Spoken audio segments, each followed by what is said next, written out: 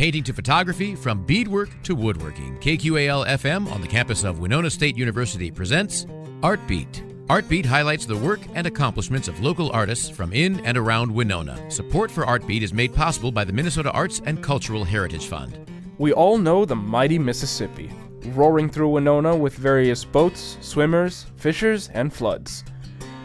We're so used to it, though, that we may think there's nothing new about it, that there's nothing new to discover.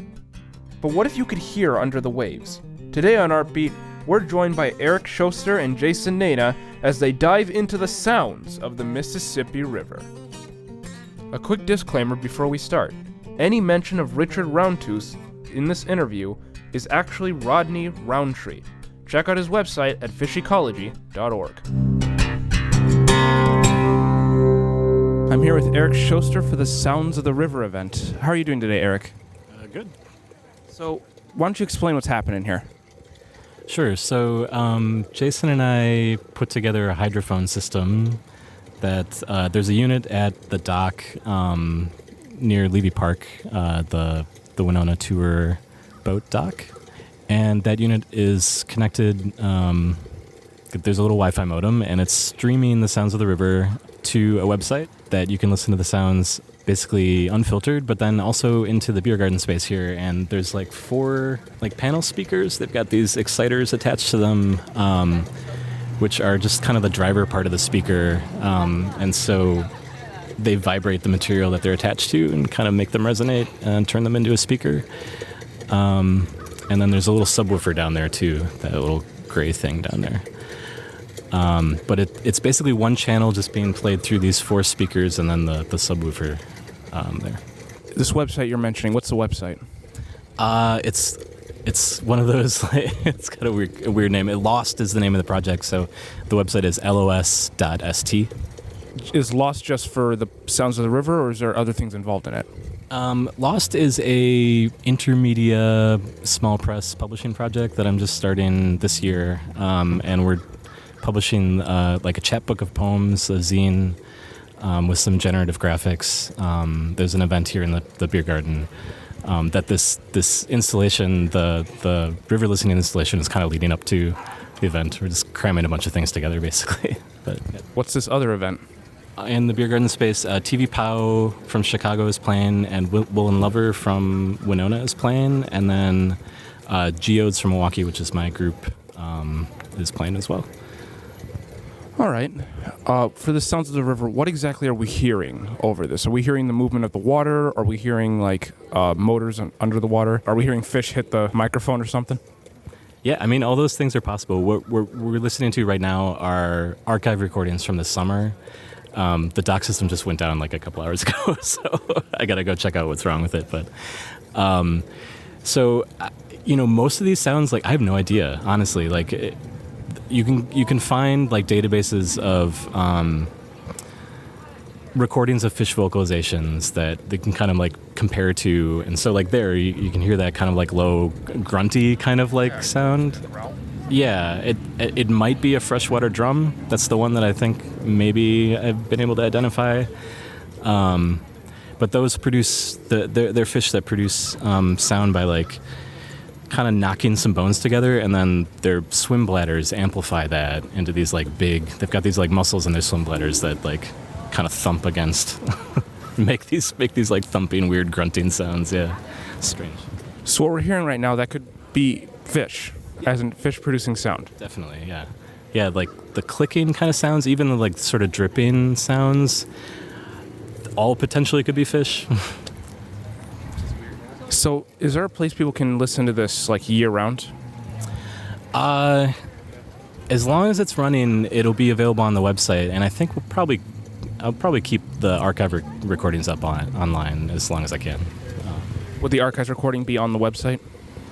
Yeah, and there's some links to Richard Roundtree's website, which he calls himself the Fish Listener, and he's got a lot of great recordings on his website too. Hey man, this is interesting. What would you say is probably the strangest thing you've recorded on this? Something that you weren't expecting? The way the boats sound underwater were surprising to me. We were just talking about this last night, where like you lose all the low frequency sound. Like I would expect like this big low rumbling kind of sound of an engine or something, but it's all very this like tinny sort of like spaceship sort of like zoom. I don't know how to describe it exactly, but boats sound very surprising to me. Yeah, I don't know. It's all been really surprising. It's been kind of fun just to listen. And Well, what inspired you to really make this a thing? Why choose to listen to the river? yeah, I don't know. That's a good question. I guess I moved here in 2019 and started hanging out by the river and inevitably put a hydrophone into it because I like to make field recordings. So, yeah. And it just kind of spoke to you, yeah? Yeah. Well, I mean, so you've had kind of a fascination with the river in various capacities, right? You had that island, Latch Island, and you had that album release that was related to the river, right?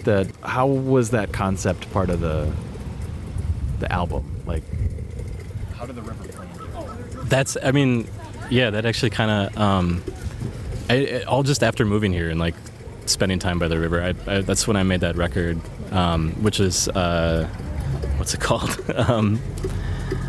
A catalog of river dwellers. And I found around that time I was just trying to learn about like what is possible to hear underwater and like making some really, really crude hydrophones out of contact microphones. And I found this woman, Marie Pullen-Fish, who'd done research for the U.S. Navy in the 50s and 60s, like top secret research. She was like studying fish vocalization so they could maybe use it as a tactical advantage for like submarine navigation or something like that. But she published this book in the 70s when the research became declassified, and it's literally just like a catalog of all the fish that she studied, and like there's a picture of like the sonogram of like what the vocalization sounds like, and like the mechanism that it's used to make it, like what bones may be involved or whatever, and like it's really, that's all it is. It's just like tons of those, and there are I found some recordings. So like the album features some samples of like her husband being like species 5278, or whatever, like before he's like introducing the clips. But yeah, and I guess that kind of like hearing those recordings made me be like, I wanted to be able to try to hear that myself. I will say it is very, I guess you'd say, atmospheric. It is nice to listen to, but it also has a sense of there's something there we don't know, and I love that. It adds a bit of mystery to the river, which I remember when I saw it flood here, not like, what was it, probably in April or May. I remember thinking, I knew what's under that concrete. I knew it's like, a sidewalk, but the fact that I can't physically see it right now really excited me. It's the idea of what could be down there. And I know we pretty much know for the most part, but you never know. Maybe something came up, maybe something swam in, maybe something was taken out that really shouldn't have. Maybe it brushed away some sand, and who knows, maybe we found a piece of scrap metal, which interests me. Would you say you have that same sense of like wonder for the river? Yeah, definitely. That's what's been fun this week, especially. It's been surprisingly like very quiet, but still super interesting. Like when things happen, like it's exciting. I don't know. What circumstances would affect the way what you would hear? Would when the river floods, would it be more active? Would it be less active? During certain weather conditions, does that affect what you'd hear? I think the answer is probably yes to all that. I'm the wrong person to ask about this stuff. Like, I really don't know anything about the ecology of it, or like, just researching this project, I've been learning a little bit about that, and that's been interesting to read about. But yeah, I have no idea. Well, do you plan to pursue it further, or is it just like a nice hobby to listen to, the river? Well, yeah, definitely. But yeah, Jason and I have been talking about like what version 2 of this is gonna maybe look like, and. Can you share anything about version 2? Well, do you want to talk about the microphones a little bit? Jason built these custom hydrophones that you can. So basically, I think a big chunk of working on this project involved, especially from my perspective, involved like how does underwater recording work? Like, what's the best way to, capture the sound, whatever. And I don't think we really got there yet. It is a complicated problem, so we designed and tested a couple of different underwater recording solutions, and that's one thing I think we'd really like to try out. We built our hydrophones custom. They have a little preamplifier in them. They've got some little electronics to try to get them to work as well as possible. And the one thing I think that's really peculiar that I'm really interested in is that the bandwidth of the sounds that are available underwater is actually much greater than the bandwidth of sounds that propagate in the air. So you actually have a whole sonic spectrum that could reveal a lot of things, just like how the sounds are kind of like alien. They don't sound familiar to us. Well, there's a whole region of the spectrum that we can pick up with these microphones that we have yet to even really hear yet. Like, what would it sound like if we pitch shifted those sounds so that we can actually listen to them? Like, that's an interest of mine. I don't know if it's going to be useful or not. A lot of working on projects like this is just like finding ideas that interest you and like play, and it's hard to necessarily tell what direction a project is going to go in because you just don't know until you just play around with the stuff and see what's interesting, what's a dead end, Well, I'd like to hear a little more about your process to make this a reality. What would you surprise you both when trying to put this whole thing together? Surprising wise, talk about the technical challenges, right? Like, that was a big surprise. Yeah, I mean, this is nonstop surprises in that regard. Like, yeah, I mean, we went through a bunch of iterations of this. Like, we started out in terms of one big problem is just like, how do you get the sound from the dock to the beer garden space? Like, and there's a lot of different ways to do that.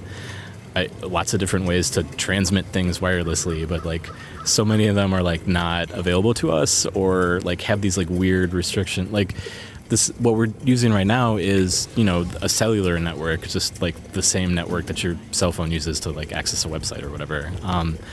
But this is the third carrier that are on. Like the first one was just like. You go through these big companies and like they want you to use their data in a specific way, and like so that was one problem we ran into. Is like the system went down because I ran out of data for the month, or whatever. That was one obstacle. But anyway, before we went on to the cellular modems, we were experimenting with LoRa, which is like a point-to-point radio transmission system that's really not designed at all for streaming audio. It's meant for just sending like control signals, like not a lot of data at all. And I don't know, we got pretty far into making that work, but it would like it was really, really fragile, and there just wasn't enough time to like test it and like get it robust enough to make it work. So we kind of fell back to the cellular modems, and I don't know, there were a lot of other problems with it just transmitting, and then there's been problems with like powering the system too on the dock. We ended up with I guess we've got 3 batteries in there now. We had a really nice system that Jason designed around a single battery source, and then we had this like problem with some component like becoming an antenna or something like that, and like we got all this like weird radio interference in the signal, and it just like one of the components of the battery became an antenna, like it was disrupting how you were broadcasting, or.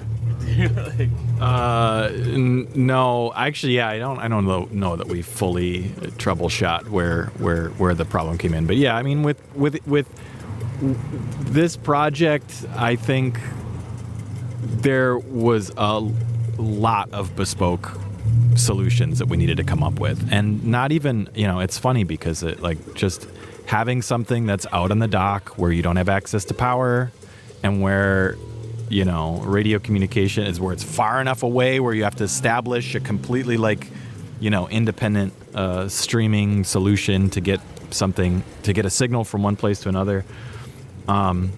Sounds like not that big of a challenge, but it actually really really is. There's a lot of moving parts. There's a lot of little things that could go wrong. So that was I think that was probably one of the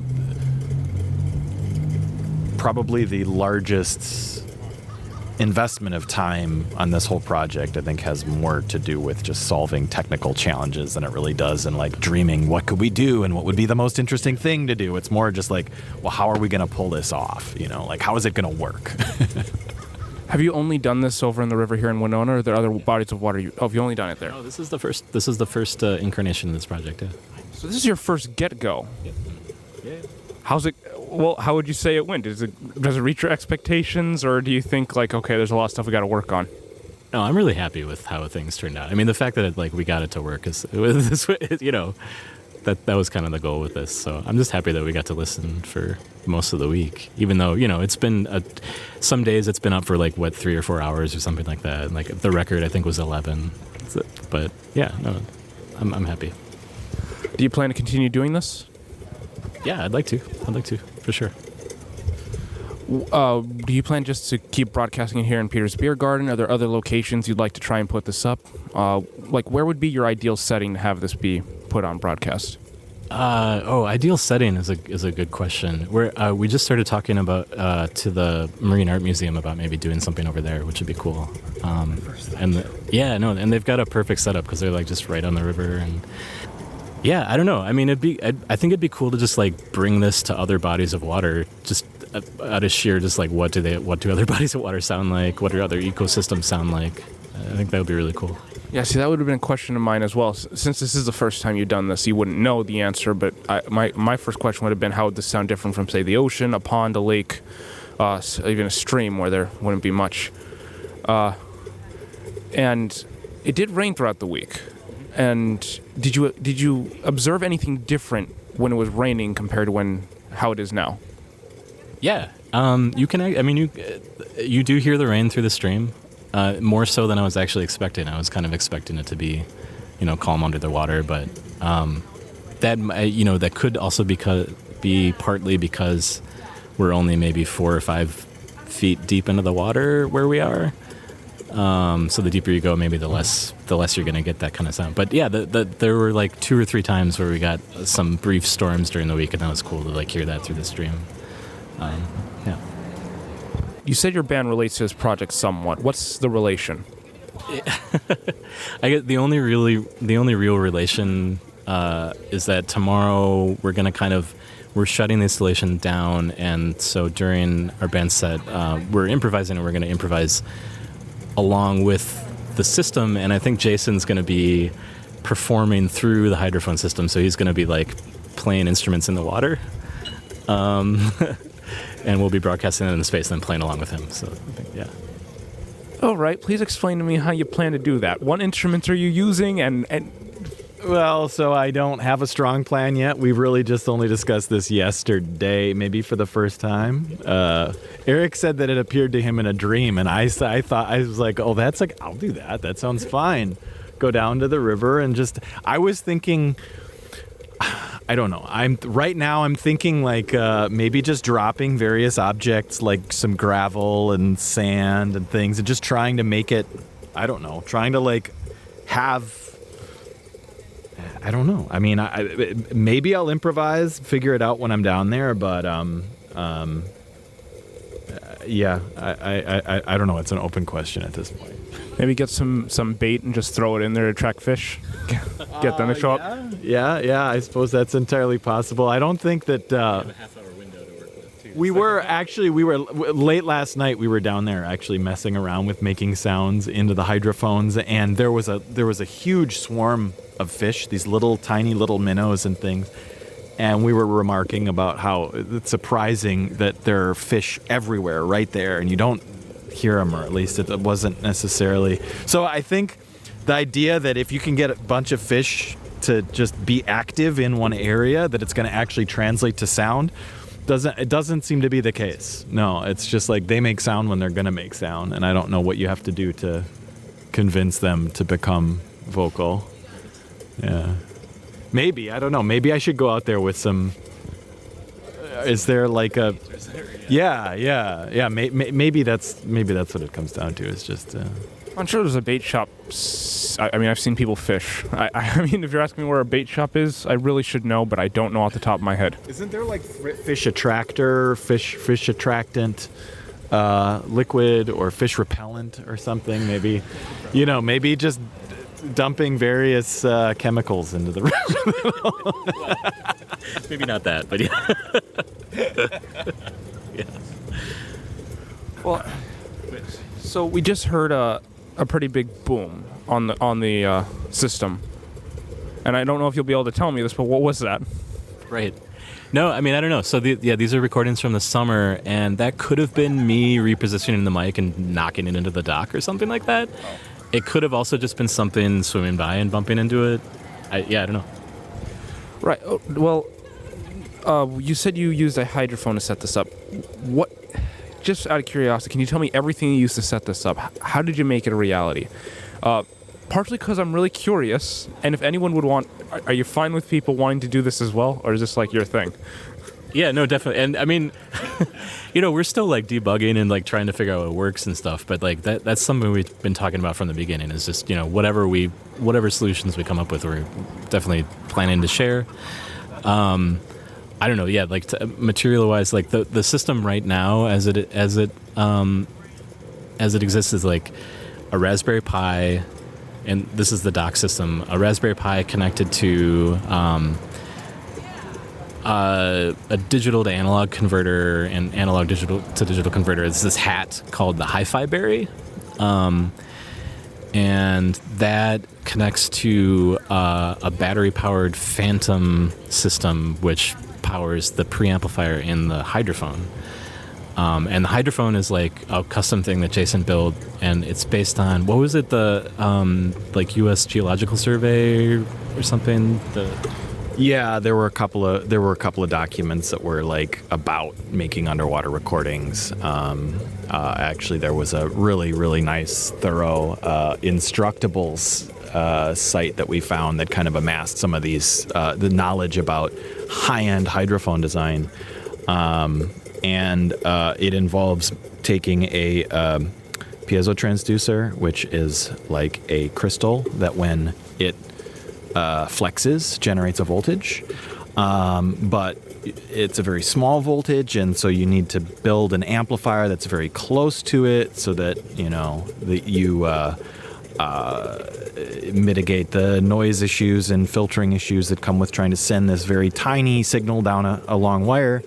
And now you've got electronics in the water, so you have to come up with a way to enclose it, encapsulate it, so it's like resin cast. So the whole thing is a very kind of like custom device. The idea of like making underwater recordings is not it's not typically done. So it's usually, I think, something that either you have to buy some very expensive research equipment, or you have to just do it yourself. And so we're much more from the strain of do-it-yourself types.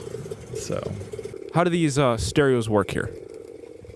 So these are plexiglass panels that have these exciters attached to them, which are just like the driver part of a speaker. And you can attach these exciters to all sorts of different types of materials, and they physically vibrate the material and turn it in, like, make them resonators, turn them into the cone part of the speaker.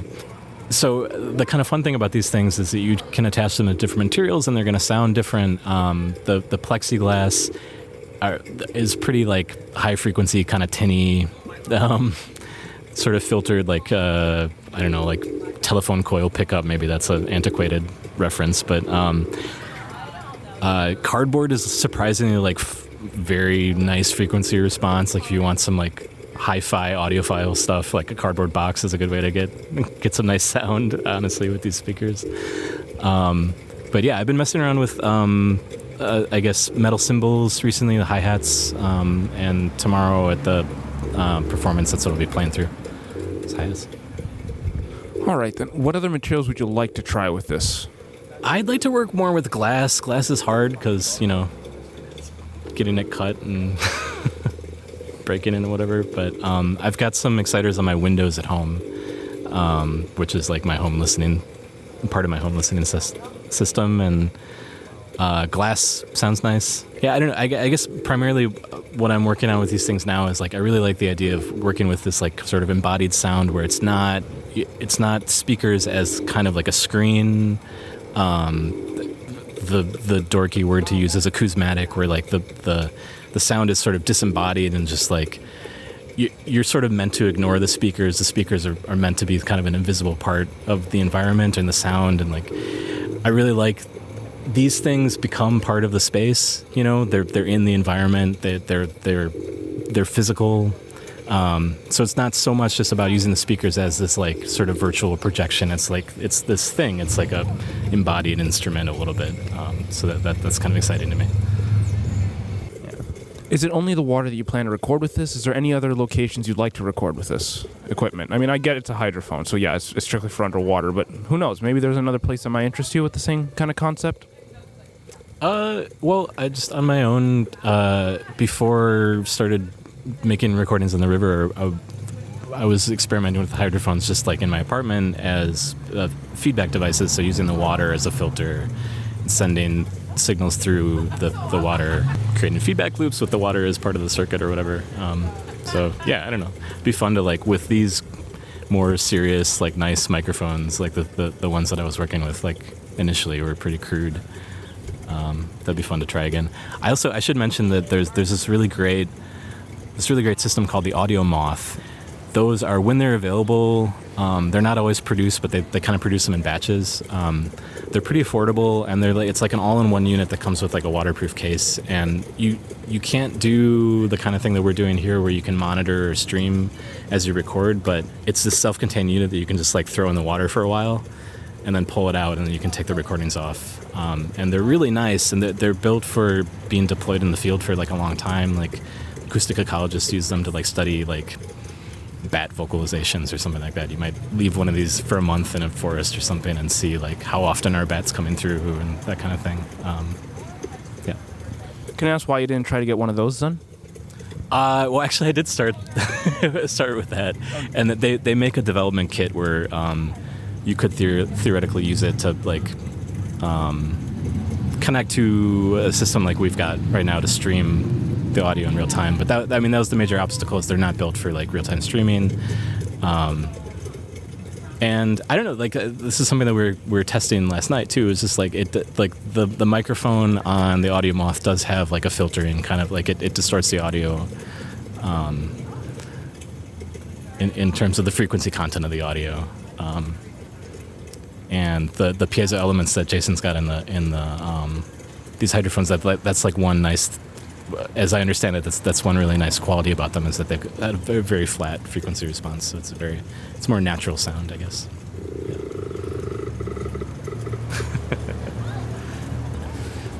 I gotta admit, I love hearing this right now. It's really nice to hear. It's really interesting. It gives me a lot of questions, which I love.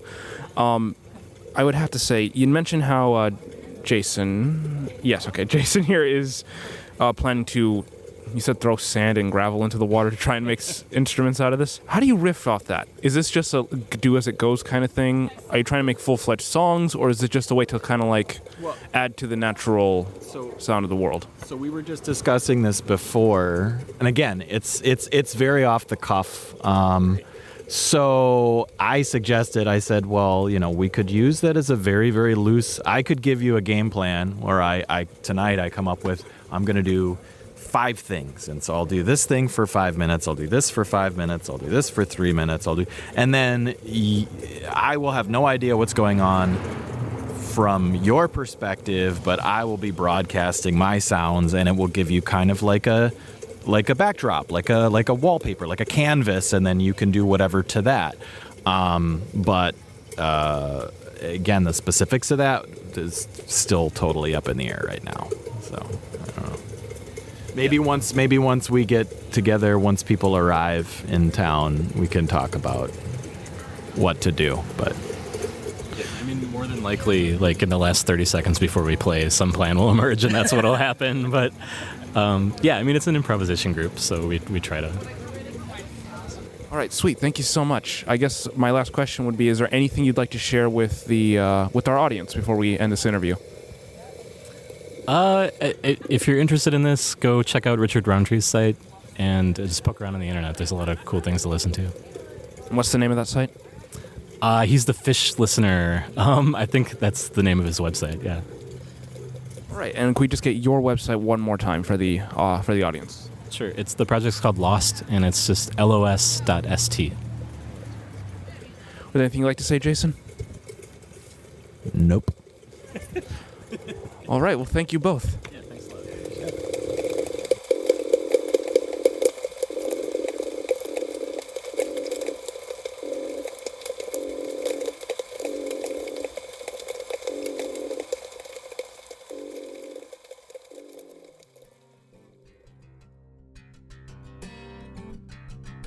Thanks again to Jason Nanna and Erik Schoster for being on today's Artbeat. To see more of their work, check out los.st. For Rodney Roundtree's website, check out fishecology.org. For more conversations with regional artists, tune into Artbeat, Tuesdays at 12:30 right here at 89.5 KQAL. I'm Giovanni Bermudez. Artbeat is written and produced by KQAL FM on the campus of Winona State University. Visit us on the web at kqal.org.